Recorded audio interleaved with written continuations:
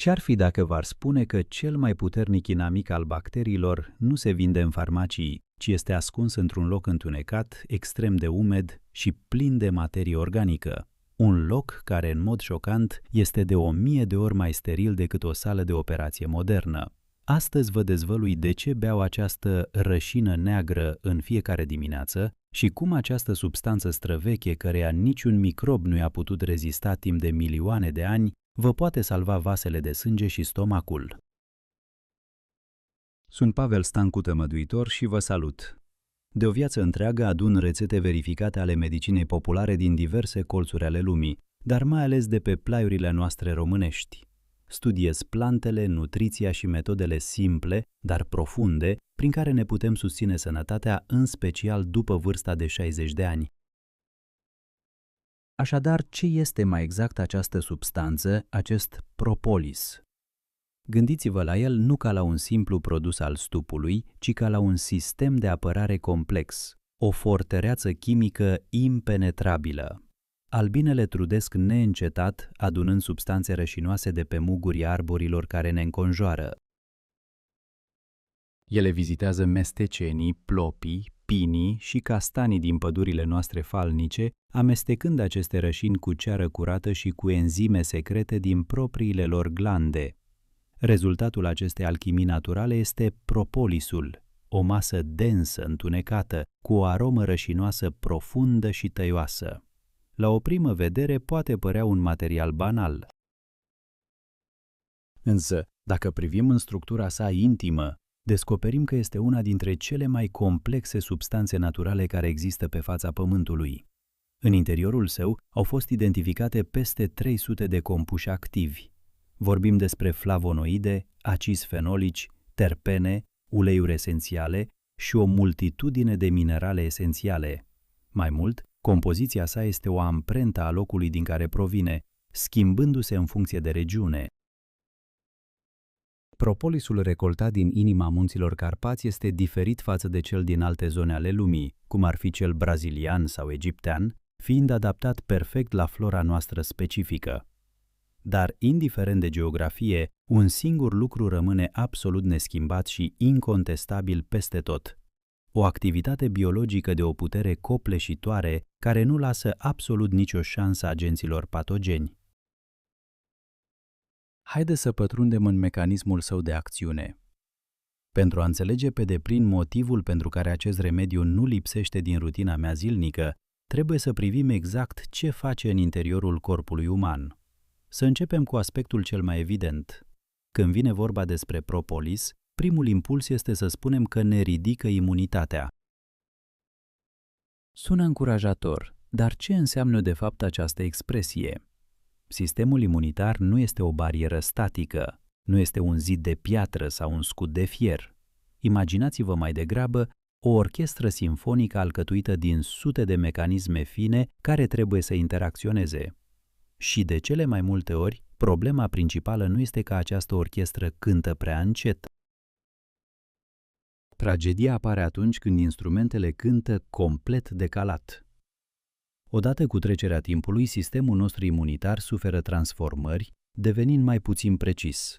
Începe să reacționeze acolo unde nu ar trebui și întârzie nepermis de mult acolo unde o reacție este necesară.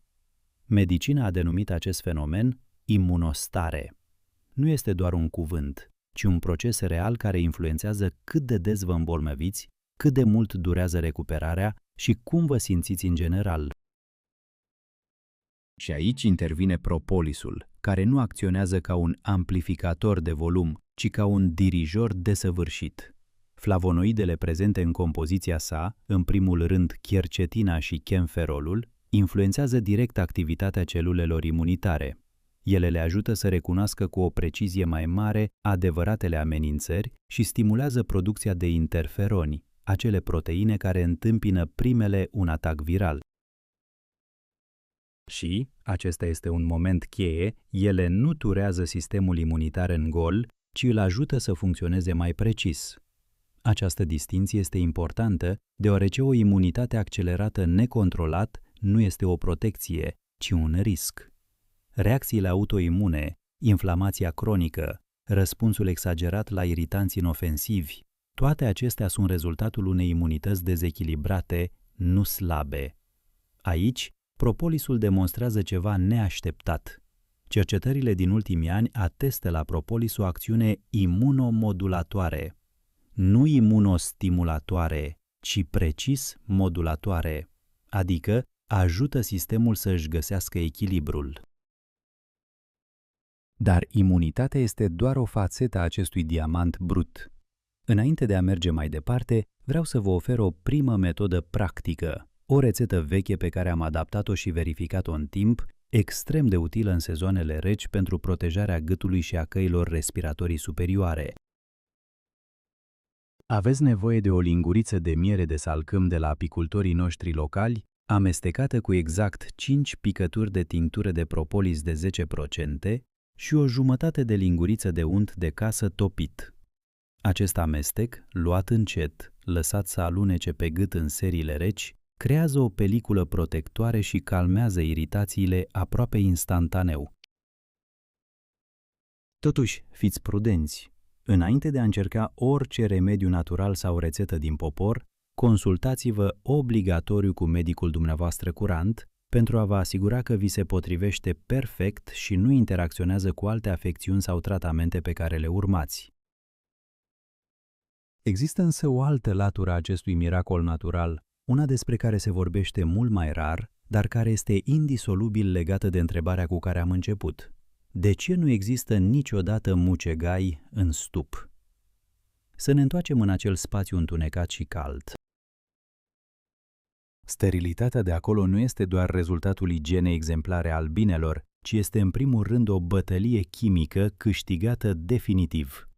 Propolisul, cu care sunt acoperite absolut toate suprafețele, pur și simplu nu permite niciunui microorganism să se fixeze și să prospere. Și iată aspectul cu adevărat uluitor. Această substanță este pe pământ de milioane de ani, iar bacteriile, în ciuda evoluției lor, tot nu au reușit să se adapteze la ea. Acum, faceți o comparație cu antibioticele moderne. Penicilina a fost descoperită cu mai puțin de 100 de ani în urmă și totuși, în doar câteva decenii, au apărut deja tulpini rezistente. Astăzi, rezistența la antibiotice reprezintă una dintre cele mai grave probleme ale medicinei la nivel mondial, deoarece bacteriile se adaptează incredibil de repede. De ce nu s-au adaptat și la propolis? Răspunsul stă în complexitatea amețidoare a compoziției sale. Un antibiotic clasic, de regulă, atacă o singură țintă în interiorul celulei bacteriene, blocând un singur mecanism. Bacteriei îi este suficient să modifice acel singur mecanism printr-o mutație, iar antibioticul devine complet ineficient. Propolisul acționează cu totul altfel. În el acționează simultan peste 300 de compuși activi, iar fiecare dintre aceștia lovește în puncte diferite. Distruge peretele celular al bacteriei, suprimă sinteza proteinelor, perturbă funcționarea enzimelor și modifică permeabilitatea membranei. Pentru a dezvolta o rezistență la toate acestea în același timp, o bacterie ar trebui să sufere modificări atât de drastice încât ar înceta să mai fie ea însăși. Natura a creat o combinație supremă, o fortăreață chimică pe care nicio mutație simplă nu o poate ocoli. Acest fapt este confirmat de numeroase cercetări care atestă activitatea propolisului împotriva unui spectru larg de bacterii periculoase, inclusiv stafilococul, streptococul și temuta Escherichia coli. Mai mult, în anumite cazuri, propolisul chiar amplifică și potențează acțiunea antibioticelor. Așadar, ele pot lucra împreună, formând o echipă mai eficientă decât dacă ar acționa separat. Dar vreau să fiu extrem de clar și să subliniez un aspect vital. Propolisul nu este un înlocuitor pentru antibiotice. Dacă medicul v-a prescris un tratament cu antibiotice, urmați-l cu strictețe. În acest scenariu, propolisul nu este un concurent, ci mai degrabă un aliat de nădejde. Utilizarea sa zilnică nu este un tratament pentru infecțiile acute, ci un sprijin profund acordat organismului pentru a menține un mediu în care agenților patogeni le este mult mai greu să se fixeze și să prospere. Este o diferență absolut fundamentală. Și acum urmează următoarea schimbare de perspectivă, poate cea mai importantă pentru noi, cei trecuți de prima tinerețe. Pentru că despre efectul antibacterian se mai vorbește uneori, dar există o direcție despre care se tace aproape complet: vasele de sânge, inima și inflamația cronică. Această inflamație mognește lent de-a lungul anilor, fără ca omul să o observe, însă tocmai ea este cea care deteriorează treptat și sigur pereții vaselor noastre de sânge. Ea creează condițiile perfecte pentru acumularea plăcilor de colesterol. Inflamația cronică stă la baza aterosclerozei, a hipertensiunii arteriale și, în cele din urmă, a infarctului miocardic și a accidentelor vasculare cerebrale. Medicina modernă cunoaște acest adevăr de multă vreme, dar iată ce este interesant. Majoritatea oamenilor continuă să perceapă problemele cardiovasculare exclusiv ca pe o problemă legată de colesterol. Gândesc adesea: voi mânca mai puține grăsimi și totul va fi bine. În realitate, tabloul clinic este mult mai complex de atât. Colesterolul în sine nu este răufăcătorul principal. Adevăratul inamic sunt pereții inflamați ai vaselor de sânge, de care acest colesterol se lipește cu atâta ușurință. Și exact aici propolisul intră în discuție dintr-o direcție complet neașteptată. Flavonoidele din propolis, în special quercetina, posedă o acțiune antiinflamatoare extrem de pronunțată. Ele suprimă activitatea enzimelor care declanșează cascada inflamatorie și reduc nivelul așa numitelor citochine proinflamatorii. Simplu spus, ajută organismul să țină sub un control strict această inflamație care mocnește în tăcere. Quercetina și alte flavonoide esențiale din propolis ajută la menținerea elasticității vitale a peretelui vascular. Ele participă activ la protejarea endoteliului, acel strat intern incredibil de subțire și delicat al vaselor de sânge, care reglează tensiunea arterială, coagularea sângelui și răspunsul imunitar local. Când endoteliul este sănătos, vasele funcționează corect. Când este deteriorat de inflamația cronică, atunci încep cu adevărat problemele majore. Pentru a susține acest proces de curățare și protejare a vaselor de sânge, vreau să vă ofer a doua rețetă pe care o recomand. Este un extract apos de propolis combinat cu usturoi, ideal pentru persoanele trecute de 60 de ani care doresc o protecție suplimentară. Aveți nevoie de 3 căței de usturoi românesc, zdrobiți foarte bine, peste care turnați o jumătate de pahar de apă caldă, nu fierbinte, și adăugați exact 20 de picături de extract apos de propolis. Lăsați acest amestec să infuzeze timp de 2 ore, apoi strecurați cu grijă. Se ia câte o lingură din acest preparat dimineața cu 30 de minute înainte de prima masă a zilei, timp de 2 săptămâni. Acest amestec ajută la calmarea inflamației vasculare locale și susține circulația curată a sângelui. Dar, repet cu maximă seriozitate și responsabilitate, consultați medicul dumneavoastră curant înainte de a urma această cură, mai ales dacă luați medicamente pentru tensiune sau pentru subțierea sângelui, pentru a vă asigura că nu există contraindicații specifice pentru corpul dumneavoastră. Acum opriți-vă o secundă și reflectați. Am analizat imunitatea, am înțeles acțiunea antibacteriană, am clarificat protecția vaselor de sânge și a inflamației. S-ar părea că avem deja suficiente motive pentru a acorda propolisului o atenție serioasă. Dar încă nu am menționat argumentul care, pentru mine personal, a fost decisiv. Și acesta este legat de un loc la care majoritatea oamenilor nu se gândesc deloc atunci când aud de propolis: stomacul și, mai ales, ceea ce trăiește în interiorul lui. Există o bacterie care a fost descoperită abia în anul 1982, o descoperire care pur și simplu a răsturnat gastroenterologia. Până în acel moment, știința medicală credea cu tărie că nimic nu poate supraviețui în stomac din cauza mediului extrem de acid. S-a dovedit însă că ceva supraviețuiește, și anume Helicobacter pylori. Conform diverselor estimări, între 40 și 70% din populația adultă a planetei este infectată cu ea. Majoritatea purtătorilor nici măcar nu bănuiesc acest lucru. Această bacterie stă ascunsă mult timp fără a se manifesta, dar tocmai ea se află în spatele majorității cazurilor de gastrită cronică și boală ulceroasă. În ceea ce privește Helicobacter pylori, propolisul s-a dovedit a fi neașteptat de eficient. Studiile atestă o suprimare evidentă a creșterii acestei bacterii sub acțiunea extractului de propolis. Mecanismul este același pe care l-am descris. O acțiune multicomponentă față de care este extrem de greu să dezvolți rezistență.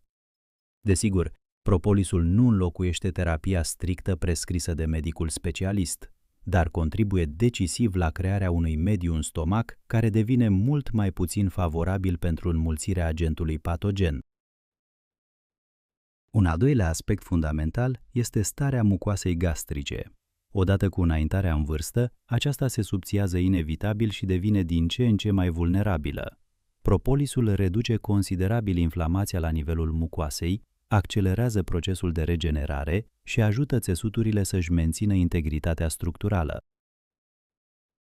În medicina noastră populară românească, transmisă din generație în generație de la vechii vindecători din munții Apuseni și până la mănăstirile din nordul Moldovei, extractul uleios de propolis a fost mereu folosit în stările de gastrită tocmai în acest scop precis. Astăzi, aceste observații străvechi primesc confirmarea științei moderne. Și al treilea element crucial este microflora intestinală. Propolisul acționează selectiv, suprimând exclusiv bacteriile patogene, fără a distruge microflora utilă. Aceasta este o diferență absolut fundamentală față de antibioticele cu spectru larg. Pentru a proteja stomacul și a susține refacerea mucoasei, vreau să vă împărtășesc a treia metodă practică: prepararea uleiului de propolis în casă. Aveți nevoie de 10 grame de propolis brut, curat, de la apicultor de încredere, pe care îl țineți la frigider câteva ore pentru a se întări, apoi îl dați pe o răzătoare fină. Încălziți pe baie de aburi 100 de ml de ulei de măsline presat la rece sau ulei de floarea soarelui nerafinat, până ajunge la o temperatură suportabilă la atingere, nu mai mult de 50 de grade. Adăugați propolisul ras și amestecați continuu timp de 30 de minute, menținând baia de abur la foc mic. După răcire, strecurați uleiul printr-un tifon des. Se ia câte o jumătate de linguriță din acest ulei vindecător dimineața pe stomacul gol timp de 3 săptămâni. Ajută enorm la calmarea iritațiilor gastrice. Ca de fiecare dată, vă reamintesc cu tărie: consultați medicul gastroenterolog înainte de a începe utilizarea pentru a vă asigura că acest remediu natural se integrează corect în planul dumneavoastră de sănătate. Ceea ce este esențial să înțelegem este că sistemul imunitar, vasele de sânge și sistemul digestiv nu sunt niște mecanisme izolate care funcționează independent. Ele sunt profund și intim conectate. Inflamația din intestin afectează direct starea vaselor de sânge. Microflora intestinală dictează puterea imunității. Imunitatea influențează direct viteza de regenerare a țesuturilor. Când o substanță acționează simultan pe mai multe niveluri ale acestui sistem complex, efectul final este mult mai profund decât dacă ar rezolva o singură problemă izolată. Iată de ce propolisul a devenit fundamentul profilaxiei mele personale, nu pentru un singur efect trecător, ci pentru o susținere sistemică integrată. Dar oricât de miraculoasă ar fi această creație a stupului, există o metodă corectă de a o utiliza și, din păcate, greșeli frecvente care pot anula absolut tot efectul benefic. Deci, v-ați hotărât să încercați propolisul. Prima întrebare firească care apare este: sub ce formă și în ce cantitate ar trebui luat? Să le luăm pe rând. Propolisul se găsește în mai multe variante principale: tinctura alcoolică, extract apos, propolis în ulei, propolis pur pentru mestecat, precum și capsule sau tablete. Fiecare formă are specificul ei și alegerea depinde strict de obiectivul pe care doriți să-l atingeți. Să începem cu tinctura alcoolică. Aceasta este cea mai răspândită și fără îndoială cea mai studiată formă. Alcoolul extrage excelent substanțele active precum flavonoidele, acizii fenolici și uleiurile esențiale. Biodisponibilitatea este ridicată, iar concentrația standard recomandată este de 10 sau 20%. Cum se administrează corect? De regulă se pun între 15 și 30 de picături dizolvate într-o jumătate de pahar cu apă sau lapte cald, o dată sau de 2 ori pe zi. Este de preferat să fie luat cu 20 sau 30 de minute înainte de masă. Un curs de susținere durează între 3 și 4 săptămâni, urmat obligatoriu de o pauză. Aici trebuie să fac o precizare vitală. Tinctura alcoolică nu este cea mai bună opțiune pentru cei care iau medicamente incompatibile cu alcoolul. Mă refer la metformin, în caz de diabet, metronidazol sau diverse preparate cardiologice. Dacă urmați tratamente cronice, discutați cu medicul dumneavoastră înainte de a începe.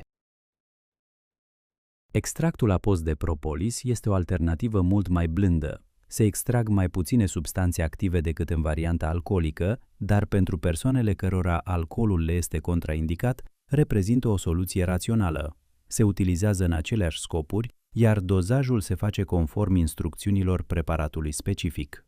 Propolisul în ulei este destinat cu precădere uzului local și susținerii mucoaselor tractului gastrointestinal. Extractul uleios îmbracă excelent mucoasa, aducând alinare în gastrite și iritații intestinale, luându-se de obicei o linguriță dimineața pe stomacul gol. Propolisul pur pentru mestecat implică luarea unei bucăți mici de mărimea unui bob de mazăre, care se mestecă timp de câteva minute. Este excepțional pentru cavitatea bucală, pentru gât și la primele semne ale unei răceli. Dar trebuie să fiți conștienți de un lucru. Prin mestecare, substanțele active se absorb prin mucoasa bucală, iar în sânge ajunge o cantitate mai mică comparativ cu tinctura. Capsulele și tabletele sunt o formă comodă pentru cei care nu pot tolera gustul sau mirosul specific. Produsele standardizate permit un control mai strict al dozei, dar trebuie să fiți atenți la conținutul de flavonoide de pe etichetă, deoarece acesta este indicatorul real al activității. Pentru a valorifica puterea brută a propolisului în cavitatea bucală, vă ofer a 4-a rețetă practică. Este vorba despre o gumă de mestecat naturală, folosită din bătrâni pentru întărirea gingiilor și dezinfectarea gurii. Luați 1 gram de propolis brut, curat, și amestecați-l cu 2 grame de ceară de albine naturală. Încălziți-le ușor între degete până devin maleabile și formați o mică bilă. Mestecați acest preparat timp de 10 până la 15 minute, de 2 ori pe zi, după mese, timp de 10 zile. Acest remediu susține sănătatea dentară și previne inflamațiile gingivale. Rețineți însă, sfătuiți-vă mereu cu medicul stomatolog, mai ales dacă aveți lucrări dentare complexe sau sensibilități specifice, pentru a asigura o aplicare sigură.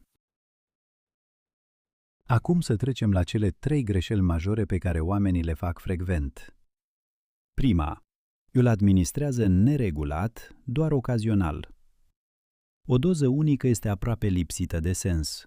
Tot secretul propolisului stă în acțiunea sa cumulativă, sistemică. Cursul minim pentru a aștepta un rezultat real este de 3 săptămâni de utilizare zilnică. A doua greșeală. Achiziționează un produs ieftin, de proveniență dubioasă. Propolisul este un compus viu. Calitatea sa depinde de regiune, de arborii vizitați de albine, de modul de stocare. Un propolis falsificat este doar o bucată de ceară cu parfum artificial. Procurați-l exclusiv de la apicultori de încredere sau de la producători autorizați. A treia greșeală. Așteptarea unor rezultate imediate. Propolisul nu este o pastilă pentru tensiune care își face efectul într-o oră. Acțiunea sa se desfășoară treptat. Abia după 3 sau 4 săptămâni, majoritatea oamenilor observă o îmbunătățire a stării generale. Mai rar, observă o reducere a infecțiilor respiratorii și o digestie mai bună. Dar asta nu se întâmplă în 3 zile. Și acum, contraindicațiile. Cea mai importantă contraindicație absolută este alergia la produsele apicole. Dacă aveți reacții la miere, ceară sau venin de albine, propolisul vă este strict interzis. Este o problemă serioasă.